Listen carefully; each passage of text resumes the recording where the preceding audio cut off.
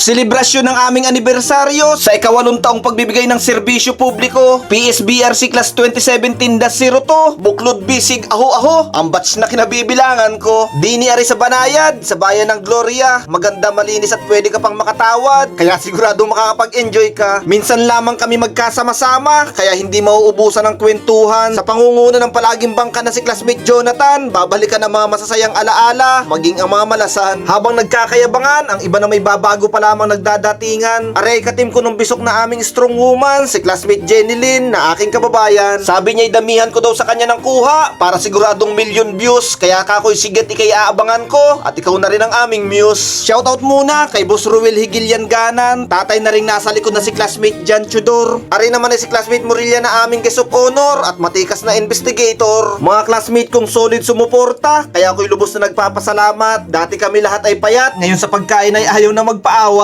Habang nag-iihaw din ni si Classmate Umpad, yung iba naman din bigla na lang ang napapadpad. Dinadaan sa simpleng kwentuhan, sa kakukuha, kaya naman napakalalapad. Tuloy lamang sa paggagayat, aring si Classmate Vice President Galicia, habang yung iba'y wala rin pahinga sa pagnguya, hanggang sa mangalay ang panga. Pero walang problema, ang mahalagay tayo'y masasaya. Kaya salamat din kay Classmate Chairman Jomel Di Maala, maging sa kanyang asawang si Gretchen Balacanya, dahil sa aktibidad na ito, sila ang punong abala. Makapangyarihan po kayo sa lahat na may gawa ng langit at lupa. Panginoon, kami pong lahat na magkakasama, magkakaklase ay naririto, Panginoon, dahil sa isang layunin, ang ma-celebrate, Panginoon, ang aming anibersaryo.